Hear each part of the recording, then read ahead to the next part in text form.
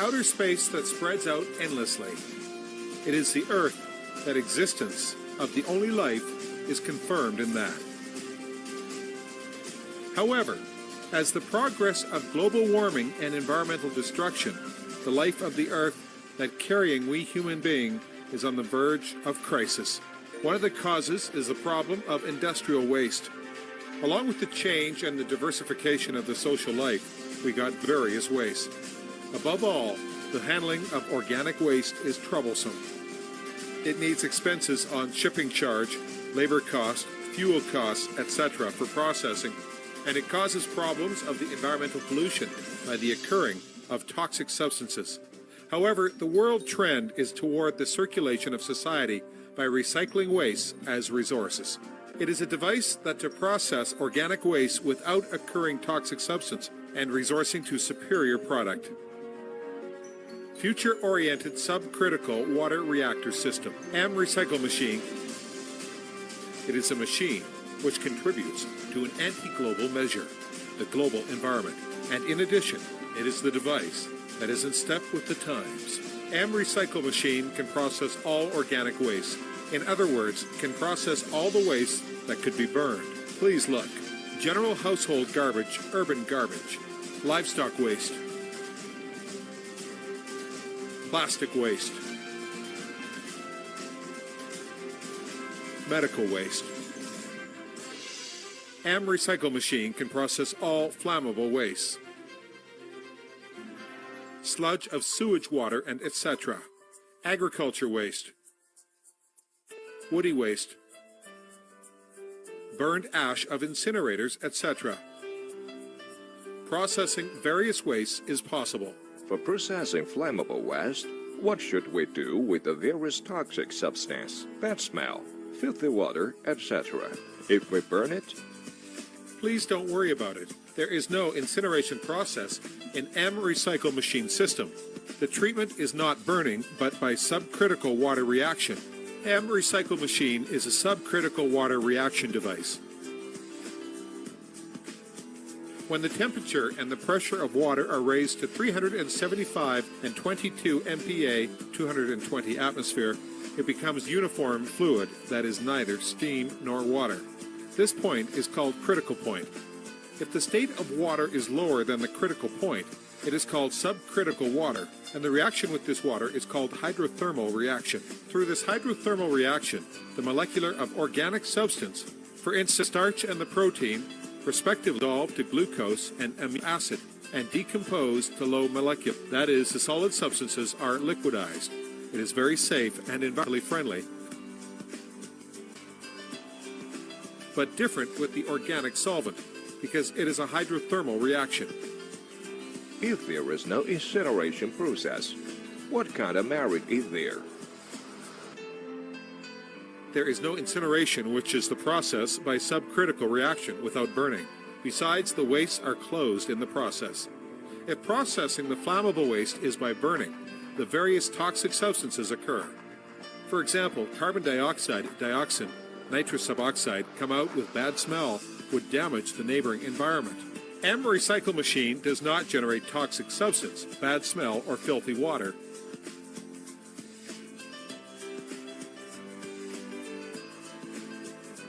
The AmRecycle machine contributes to anti-warming countermeasures of the Earth's environment and the solution of the environmental problem greatly. What does the process the product turn into if processing wastes are closed without burning? The molecules of organic substances turns into low molecule and the state becomes powder through liquid from solid. Moreover, it is germ-free and scent-free. In addition, we were surprised by the inspect results of residual dioxin and heavy metal, which is below the national safety standard level. In fact, it is germ-free and safe. However, if making it compost, the speed for occurrence of useful microbe, such as yeast funguses, is quick, and it becomes to excellent soil surprisingly in a short time. The product processed by AmRecycle machine turns into high-quality product. What kind of product could be used from the processed waste specifically? The carbohydrates, protein, fat, etc. of product processed by AmRecycle machine turned into the condition that near to the various organic acids, such as saccharides, amino acid, acetic acid, and so on, without limit. In other words, it can become nutritious feed and nutritious compost. Please look at the successful example of making processed product into feed and compost. It helps beef cattle fattening. In addition, it can be manufactured from cow dung as compost. It can also help the growth of farm products. In a farm, it is used as manure for tomatoes and strawberries. It could make significant progress, such as quick growth, harvest of big fruit, produce of sweetness and tasty. After processing by M Recycle Machine, the waste turns into a high-quality product and becomes an excellent byproduct. It is a solution which is usable as a liquid fertilizer containing a lot of nourishment. In the treating process, the adjustment of quantity of water and the addition of sawdust and scrap wood are useful. The liquid fertilizer occurs by the processing at a high temperature and high pressure. To scatter the processed product to the leaves or the soil of plant, the damage from diseases and harmful insects got decreased, and the effect of pesticide, compost, etc. got raised. However, it will not damage the environment of living beings and plants. M Recycle Machine not only makes waste to process product, but also makes the byproduct to be used effectively. Though I think that it is a splendid waste disposal treatment device. Was it approved by an official organization? The product processed by M Recycle Machine. It is in a germ-free state, as had explained before, and residual dioxin and the heavy metal are lower than safety standard value of the country. The revolutionary function was accepted by the country and acquired in Japan on July 21, 2000.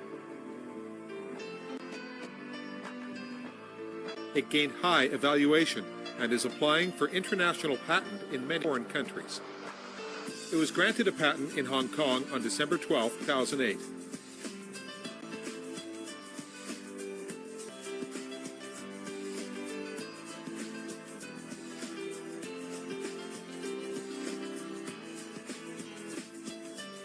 Though I understood that it is a superior device, does the cost be a problem?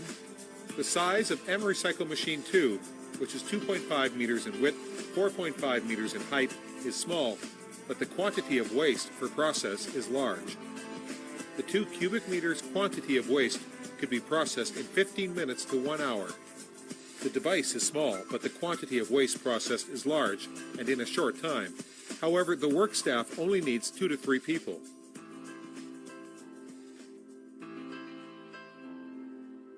In comparison with the incineration facilities, cost is about 1 to 3 to 1 to 5. It is a marked difference in comparison with the other processing methods. And it is a device system which attaches great importance to the infection merit of customers for various wastes. For example, we propose the automation to use a crusher, conveyor, and so on. Of course, it is safe, hygienic, and maintenance is easy.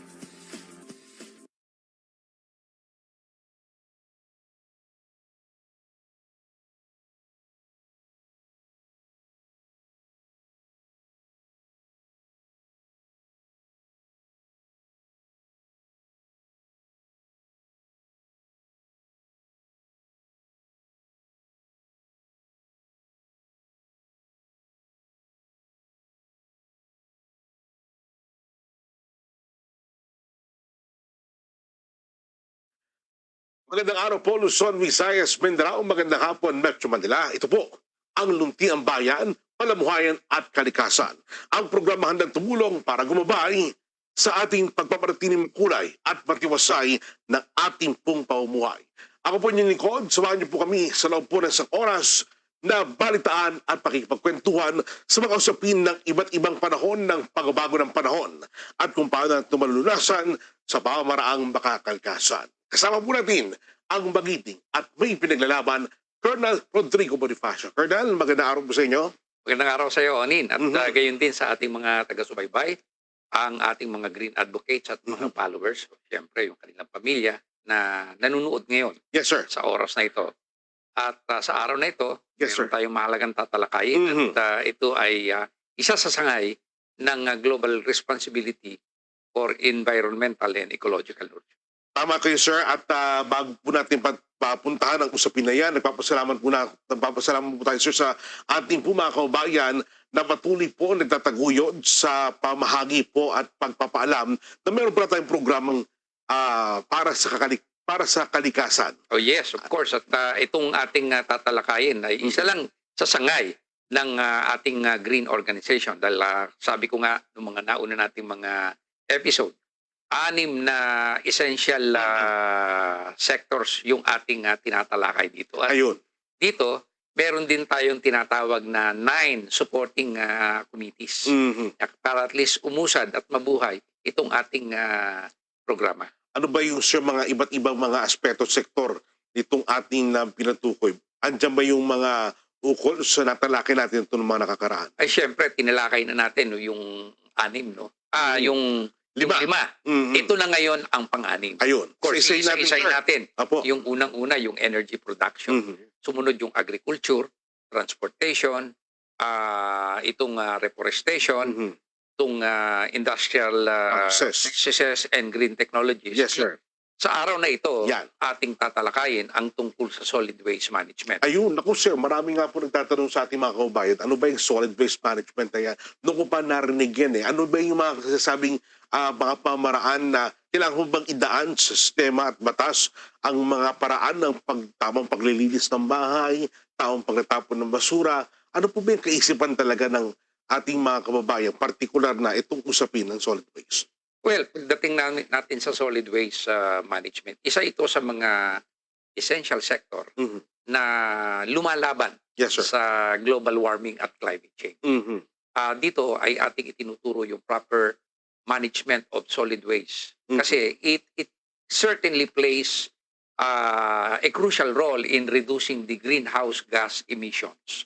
Yung pagko-conserve ng ating natural resources. Mhm. At syempre, yung pagpoprotect sa ating environment. Tama po. Yan po yan. Yun. Mhm. At meron ba talagang parang current state of solid waste management dito sa ating bansa? Meron na tayo actually. Mhm. In fact, yung ibang mga local government unit ay nagpapatupad na ng programa sang-ayon doon sa Republic Act 9003, Mhm. no? Mahalagang programa 'yon na kung saan ay talagang pinalalawak at talagang tumutupad tayo sa takbo ng panahon. Mhm. Talagang napakarami pong nilalaman ng solid waste management. Pero as much as possible sa araw na ito, susubukan po nating isa-isahin yan para na sa ganoon, Oo. magkaroon po tayo ng kaisipan paano ba talaga pinangangalagaan ang ating pong bansa sa iba't ibang mga basura na lilikha po nito Yes. araw-araw. Hindi lang sa ating tahanan. Mhm. Paglabas mo ng tahanan, makikita mo yung kalye, Yan. makikita mo yung mga public parks natin dyan, Mhm. yung mga recreation na centers natin dyan. Mhm. Gayon din yung ating mga ilog, no? Yung mga creek. Mhm. Yan ay parte ng ating pag-uusapan sa araw na ito. Naalala ko lang sir ang Malabon City. Yes. Itinuturing po yung kumbaga highly urbanized city dito po sa Metro Manila. That's correct. At talagang nasa 400,000 mahigit ang mga naninirahan dito. Pero ang syudad ng Malabon, tinanggap yung hamon ng pagtatapon ng basura. Ay, At parang nang sa ganoon, maiwasan yung laging pangamba ng ating mga kabayan, lalo mga nakatira dyan, na pagka bumusang ulan, bumabalik sa kanila yung basura. tama sir, di ho ba? Pero ngayon magugulat ka kasi Yeah. ang Malabon City ay talagang maunlad at talagang That's kahit na correct. paano ay talagang naibsan yung Yeah. mga basurang nalilikha po sa kanila. Yes. Siyempre, sa araw na ito, no, pag-uusapan natin yung effort ng ating gobyerno Mhm. na-establish dun sa proper waste disposal facilities. No? Opo. Yung ginagawa nating effort that promote recycling and composting. Naku. At siyempre yung pagtataas ng awareness ng ating mga kababayan Mhm. na kung paano ang gagawin nila sa kanilang basura. Yan. Okay? So hindi yung nilalagay lang natin sa isang supot, Tama. okay? Tapos halo-halo na po sila doon. Mhm. Sa Quezon City ho, maganda na. Dahil kasi pagka ang basura doon, inilagay mo doon sa talagang tamang lugar na dadaanan ng mga humahakot ng basura. Mm. No, ito ay talagang binubuhat mismo Mhm. nung naatasang humakot ng basura. At kung sa tingin nila ito mabigat, at hindi ka alangan sa araw na yan, hindi naman dapat talaga mabigat. Mhm. ito ay talagang pinubuksan at tinitingnan kung ano. Kung talagang hindi angkop sa araw na yun ng paghahakot, nag-i-issue po sila ng resibo. Ayun, tama po.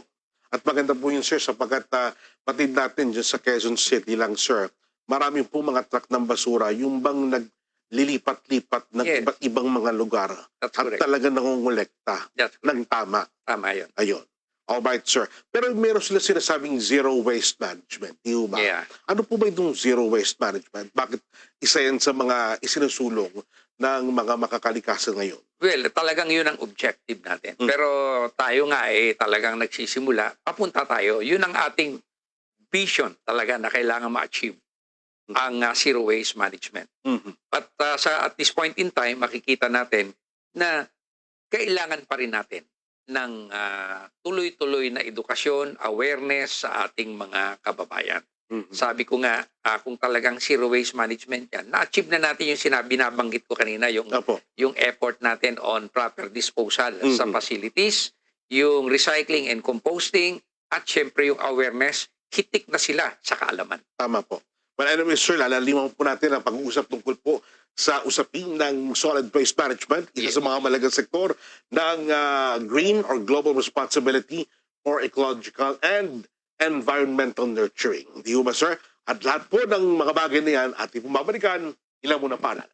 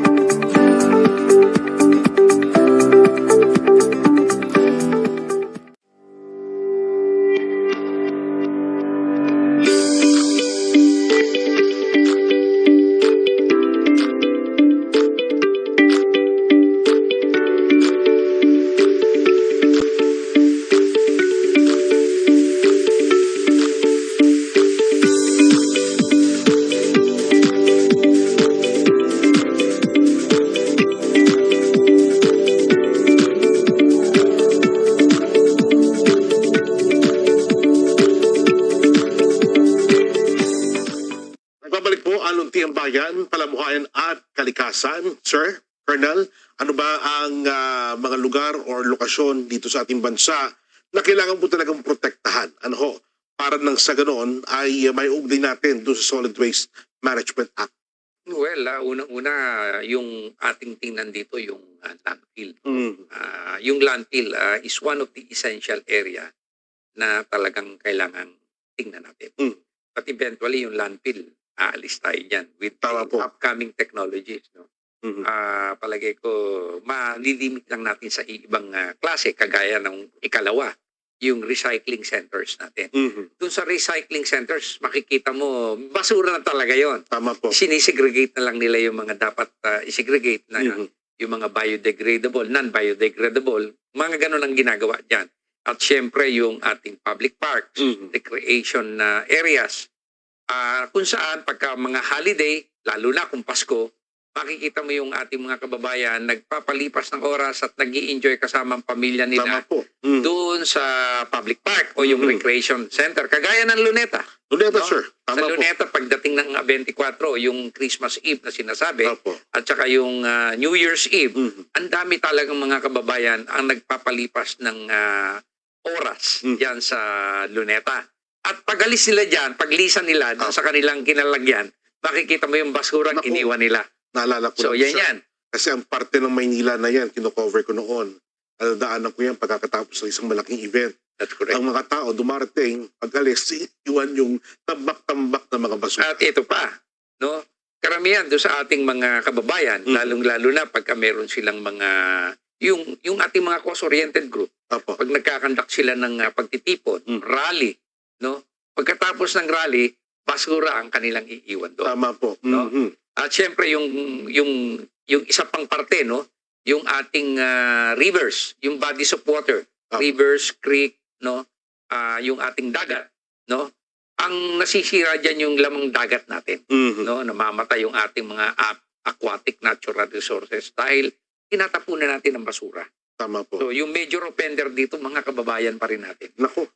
And speaking of major offenders, sir, sino-sino ba yung mga karaniwang mga lumalabag dito sa pagtatapon ng basura? At bukod ba sa tayong mga tao, siguro, syempre, yung mga residente, di ba? Yes. Kabilang na. Pero may mga pribadong kumpanya ba? Or opisina? Or Of panggap? course, sabi nga natin, no, parte yung industrial processes and Mm-mm. green technologies. Dahil pagka bawat building, bawat corporate building, no, meron silang mga industrial waste Mhm. na inilalabas. Mhm. So kasama din sila doon sa ating binabantayan. Pero ganun pa man, sabi ko nga, kung titingnan mo yung mga industrial o yung mga corporate firm, sila yung merong sistema na tinatawag na corporate social responsibility. Tama po. Mhm. Nagpapatupad sila sa mismong kanilang nasasakupan Mhm. kung ano mga dapat nilang gawin pagdating sa solid waste. Yeah. Ngayon, ang nakikita kong problema na lang dito, yung ating mga local government units. Mhm. No? Sa kanilang nasasakupan, dapat ganun din ang gagawin nila kung ano yung ginagawa ng mga corporate entities natin, Tama yung mga private firm. But of course, like I said kanina, yung Quezon City, meron na silang ganung klase ng sistema. Mhm. Sa Cebu, meron na rin sila. Opo. Oh, Naalala ko lang sa Quezon City, sir, kasi nga, dati ako napatira dyan, pero taga Cavite na ako ngayon. Pero yung aming tinitirhan, dinadaanan ng mga taklang basura every Wednesday or Friday. yeah. At merong nakabuntot. Tapos sir, doon sa likod ng mga truck ng basura na yon, may mga tao Correct. at kinukuha at pinapaalala sa amin ang gagamit. Ang pagtatapon po ngayon ay mga nabubulok lamang. Yes. Kaya dapat itatapon ng basura nabubulok. Kaya lang, may iba na nagkakamali, ay hindi po pwede ngayon yan. Kailangan itama nyo yung panahon sa pagtatapon ng ganyang klase ng basura. Yes, ang nakikita ko kasi dito, Oni, no? Ang kailangan kasi natin dito is proper implementation ng batas na ipinatutupad ng ating Estado. Mhm. At syempre, may batas nga tayo. Pagdating sa pagpapatupad, meron din tayong tinatawag na sanction. Pero ang kaigihan ng sinasabi mong kwento, no, na habang dumadaan yung basura, merong nasa likod Yes, sir. na nagbibigay ng abiso, dadating ang oras na tapos na yung pagbibigay ng abiso kasi nag-observe na ng due process Mhm. di ba? So dadating sa punto na bibigyan na kita ng citation. Kagaya ng ginagawa ng Yan, Quezon City, opo. Mhm. di ba? Nagbibigay na po ng citation. May citation sila pagka Oo. dumaan sila dun sa basura at kinarga nila at medyo mabigat. Mhm. Tatawagin kung sino yung may-ari ng basura na yun. Oo. At papahalungkat yun. Kung hindi talaga angkop na hakutin yun, iiwanan yun or i-issuean ka na citation doon. Ayun, nako. Dahil po sa tapos na yung mga maliligayang aspect Yes. natin, mga kaibigan. Pero, eto naman ay para matuto tayo Yes. ng tamang pagtatapon ng basura. Kasi, syempre, sir, bago yung mga kumpanya, tayo munang mga residente, unahin natin ang sarili nating tahanan sa Oo. tamang pagtatapon ng basura. Yes. Di ba? Yes. Oo.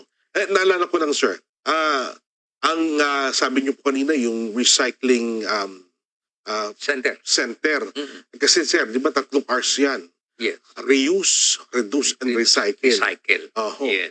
At dun sa reduce, di ba ang purpose niyan, mabawasan, sir, yung production ng basura Yes. sa pamamagitan ng pagmamahal dun sa mga produktong biodegradable. That's correct. Opo, at mga pagtangi dun sa mga hindi biodegradable. That's correct. Opo. So ngayon, may mga effort ho ba rito para mabawasan yung mga ginagamit nating mga itinuturing na basura na hindi maganda? Yes. In fact, pag pumunta ka nga ng department store, di ba? O kaya sa SM na lang, Yes, sir. meron silang mga pinagagamit doon Mm. na yung biodegradable Yes, sir. Na plastic. na plastic nila. Mm. Yun na ngayon ang ginagawa ng mga kababayan natin. Opo. Lalong-lalo na yung si SM, yan ang ino-observe. Mhm. Yan ang ino-observe. Pero paano yung ibang kumpanya na hindi pa ganyan ang sistema? Ano? Well, ang nakikita ko dito siguro, no, dapat magbigay ng taning yung ating gobyerno pagdating Mhm. dito. Or kung meron man talagang batas na gano'n na nga, but ang kailangan dito is notice. Opo. Notice. Mhm. Pag walang notice, we're not calling their attention, Opo. hindi talaga gagalaw eh. Opo. So kailangan ipatupad ng maayos yung ating batas. So bukod dyan, sir, ano po yung mga challenges na kinakaharap ng ating mga kaubayan? Particular dito sa pagpapatupad ng solid waste management. Well, sabi ko nga yung mga challenges dito. pagka pinatupad mo ngayon. Mhm. Sana tuloy-tuloy. Huwag naman, ginawa mo ngayon, after several days or weeks, manghihina ka na, hindi mo na yan i-observe. Mhm. Dapat no let up tayo. Mhm. Yun dapat ang concern natin. Kasi pasok yan doon sa konsepto ng civic awareness and Ayun. response. Naalala ko lang, Dapat sir. i-educate natin sila, gamitin natin yung ating public image platform. Mm. Tuloy-tuloy po yan. Tama po. At sana mga kaibigan, talagang maging aware po tayo dito sa tamang pagtatapon ng basura. Yan po yung simpleng paalala lamang, mga kaibigan. At actually, may batas na para dito. Meron. At maiwasan po natin yung mga bagay na yan. Yes. Particular na yung mga paglabag. That's Di correct. ba? Yes. At palagi ko, sir, ang lagi ko lang nakikita rito sa aspetong ito, dapat talaga ang tamang pagtatapon ng basura magsisimula po sa atin. Sa bahay, sa tahanan natin. Yes, sir. Yan. At ang mga barangay, lalo pa ngayon, sir, Sila mismo Mhm. ang talagang dapat determinado doon. na bigyan ng pansin Tama yung po. mga kababayan natin na hindi talaga sumusunod Mhm. sa pulisiya. Tama po. Kasi barangay, lalo pa ngayon, mga bagong opisyales That's po. correct. Magsisimula sa mababang ano yan, sa mababang level. tama po. Dito magsisimula hanggang siyempre sa taas. Mhm. Yung taas mismo ang nagpapatupad niyan. Ayun. Anyway, sir, sa ating pong pagbabalik, pag-uusapan natin yung tinatawag po ng ninyo na MRM, Subcritical Water Reactor, o yung multi-recycling machine. Yes. Tama Yan, po ba parte yan? ng ano yan. That's a Japan technology. Ayun. At speaking of Japan technology, bago ito. That's bagong-bago yan. Wala pa tayong yan dito. At pag-uusapan po natin yung mga kaibigan at ating pong alamin ang mga iba pang nilalaman ng sistemang ito. At po yan sa pagbabalik po ng Lutiang Bayan, Palamuhayan at Kalikasan.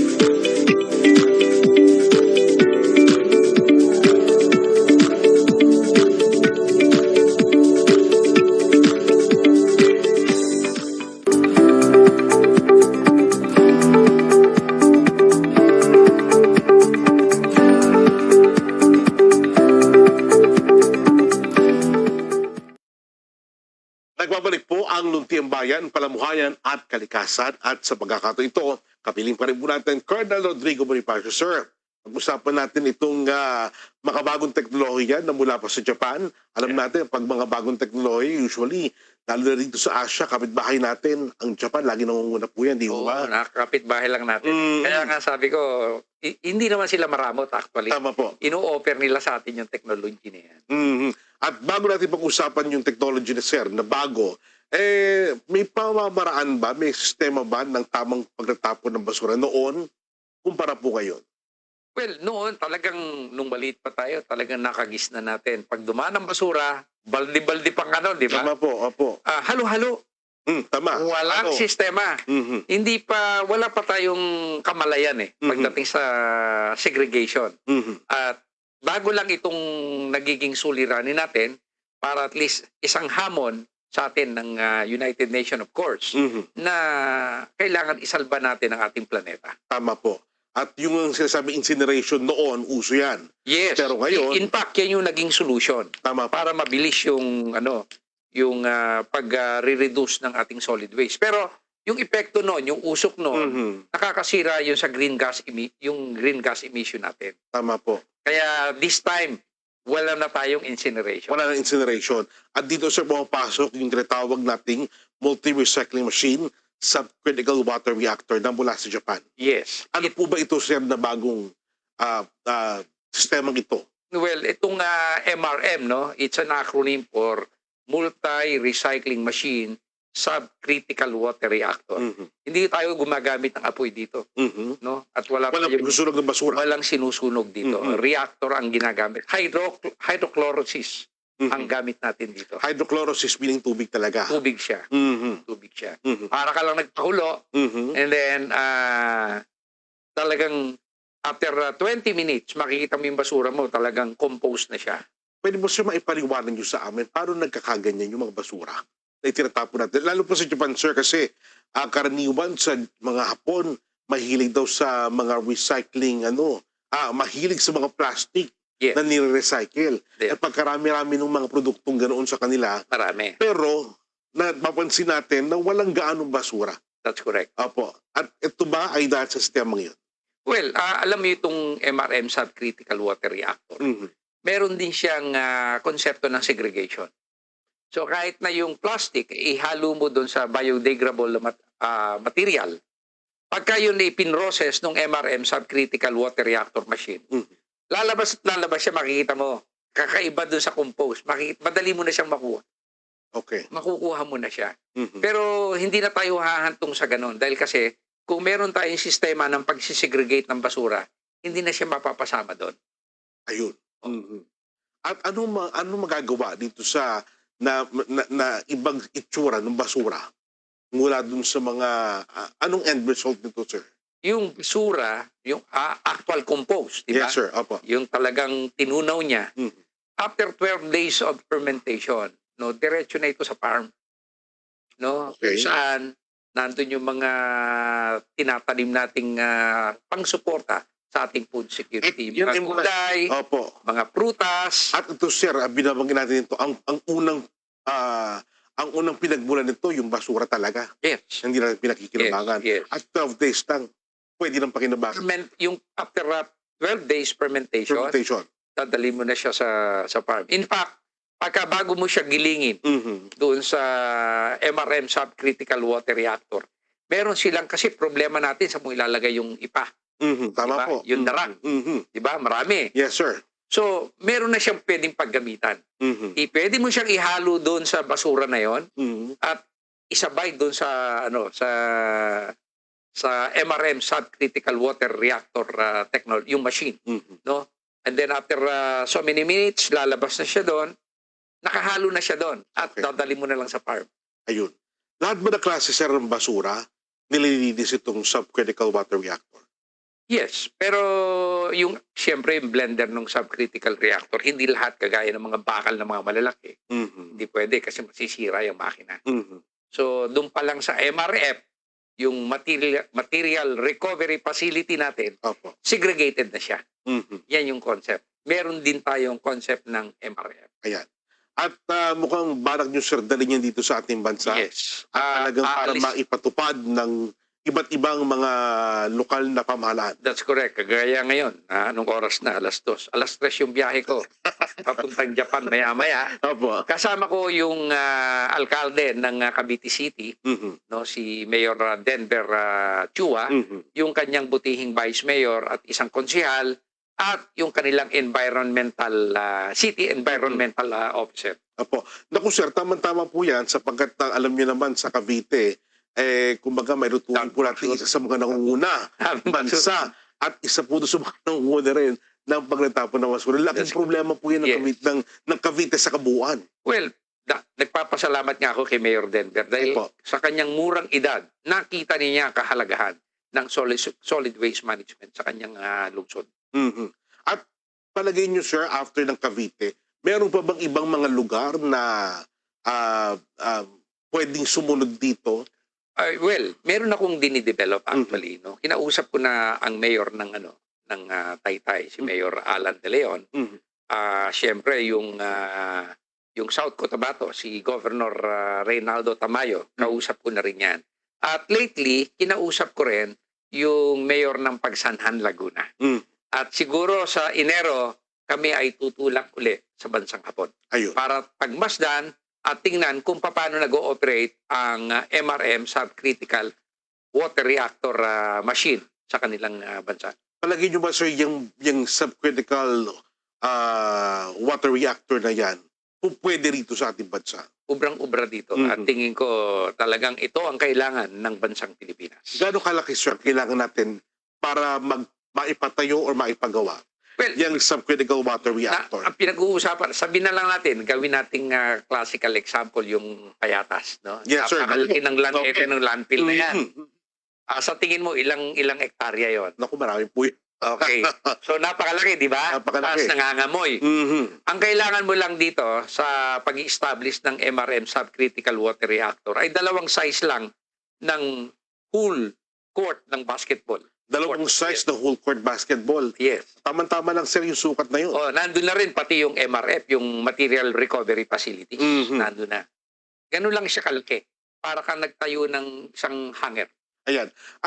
Yung bang subcritical water reactor na yan, sir, pwede pang mapababa yung parang nagtambak na parang kasi ngayon itsura no parang bundok na lang eh. Wala talagang bundok actually. Kasi Mhm. pagka doon sa MRM subcritical water reactor, yung na-collectang basura, Mhm. nakasalansa na yan. Apo. Mabilis yan maipoprocess ng machine na ito. Mhm. Maya-maya wala ka na, malinis na yung lugar na pinanggalingan ng sako-sakong basura na yun. Apo. Naku, tamang-tamang Tatlong patay. tao lang ang kailangan natin Tatlong dito. tao, sir. Oo, tatlong. Doon sa dalawang court ng basketball Yes, tatlo lang. na pinaglalagyan ng subcritical water Yes, reactor yung natin. operator ng boiler Mhm. at saka yung kumukuha ng basura doon sa taas. Ayun. Kasi conveyor yan eh. Siyempre, sir, ang isa tanong dyan, gaano ba kabilis, sir? Ilang oras yung process sa kabuuan Eh, para mapakinabangan po natin muli ang mga basura? Well, yung proseso nung pagtatapon, no, konti lang yun nung nakita ko. Pero ang kaya niyang capacity is more than 40 tons eh. So, 40 pwede tons ng basura? nag-ooperate yung makina sa loob ng 8 oras. So, 40 tons within 8 hours. Yeah. Napakaraming basura, sir. At palagay ko, kaya niyang ubusin ang basura dito sa atin, particular na sa Metro Manila. Tama po ba yun, sir? Tama yun, Onin. Mhm. Kaya nga sabi ko nga, kahit papano may mga public official tayo, mga local government official, na medyo talagang nagkakaroon na ng interest at Mhm. tingnan itong makabagong teknolohiyang ito nang walang incineration. Tama po. Kasi pinagbabawal na yung incineration ngayon. Mhm. Mhm. Pinagbabawal na ngayon yan. Ayun, tama, sir. At magandang proyekto yan, sir. At palagay ko, isa sa mga dapat pangunahing concern ng ating mga pamahalaan lokal, yung pagtatapon ng basura na. Remember, binanggit ko nga kanina, no? Ang problema natin, ang challenges dito, kailangan dito yung collaboration of the different yung line agencies natin, government agencies, community, and the different stakeholders. Mhm. Kailangan ng new infrastructure sa Mhm. programang ito. Ayun. At palagi ko, sir, dito papasok yung Yung subwater yan. critical water reactor. Iyon. MRM din, sir. MRM, Ayan. subcritical water reactor. Subcritical water reactor. Paano siya ginagawa? Sapagkat siyempre dito sa ating bansa, bagamat talagang may mga lugar na nagpapatupad na ng segregation ng mga basura, marami pa rin ang hindi. Di ba? Yes. Paano ang proseso kaya ng pagtatapon ng gagawin ho dyan? Talagang iiwalay pa rin ng ano? Well, nasanay na tayo doon at talaga yun yung standard eh. Apo. So, merong segregation pa rin. So, dun sa pagpo-process, alam na natin kung ano yung dapat nating i-process. Kaya, palagay ko dito, no, babalikan natin yung national policy natin when it comes to solid waste. Mhm. Tingnan natin kung kailangan pang i-oversight at dahil kasi nagbabago. Mabilis ang evolution natin eh. Apo. No? Siyempre, lalong-lalo na dun sa mga lumalabag sa batas. Mhm. Alright. Sir, pagkakataon natin ito para ipanawagan naman sa ating mga kabayan yung mga dapat nilang gawin para tayo makasunod dito sa itinatadhana po ng batas patungkol sa solid waste management. At siguro, sir, maikampanya na rin po natin sa kanila itong makabagong teknolohiya, lalo na ngayon, na kailangan po natin, partikular na yung MRM subcritical water reactor. Yeah. MRM subcritical water reactor. Well, as chairman ng Global Responsibility for Environmental and Ecological Nurturing course, nananawagan ako sa ating mga kababayan na ating bigyan pansin itong ating programang sa solid waste management. At syempre, hinihikayat ko kayo para at least sa inyong kaalaman, basahin po natin yung ating Republic Act 9003. Ayan. Kasi doon nakasaad sa batas na yon ang wastong pamamaraan, no, ng pamamahala ng basura, mga programa ng pamahalaan, no, sa pagbabawas ng basura at sa mga alituntunin ng wastong paggamit ng ating likas na yaman. Alright. Sir, maraming salamat po sa inyo at asahan po na ating mga kabayan sa susunod na pagkakataon, makakarinig pa kami ng maraming balita patungkol just sa bagong tema na yan Yes. at talagang pakikinabangan po natin lahat. So far, sir, paalala ko lang din sa ating mga kabayan, tandaan po ninyo, anumang basurang ating itinapon, babalik po sa inyo yan. Di ba? At pagdating po ng panahon, magugulat kayo, mas mataas pa sa inyo, gabundok na ang basurang nalikha po natin. Kaya panahon na para tayo magbago at kahit na paano ay magawa natin ang paraan yung paglilinis ng ating kapaligiran. Tama, Onin. Ayan. So maraming salamat po at ingat po kayo sa inyong pagbiyahe. Maraming salamat din, Onin, sa oras mo at sa oras ng ating mga kababayan na patuloy na sumusubaybay sa lunti ang bayan, palamuhayan at kalikasan. Yeah. Hanggang sa muli po, sa susunod na Sabado, magkikita-kita po muli tayo. Kasama po ang ating butihing host dito na si Onin Miranda. Ayan. Sir, maraming po salamat. Colonel Rodrigo Bonifacio. Ako po naman, Onin Miranda. Magkita-kita pa tayo sa susunod na linggo, mga kaibigan, dito po sa Lunti ang Bayan, Palamuhayan at Kalikasan.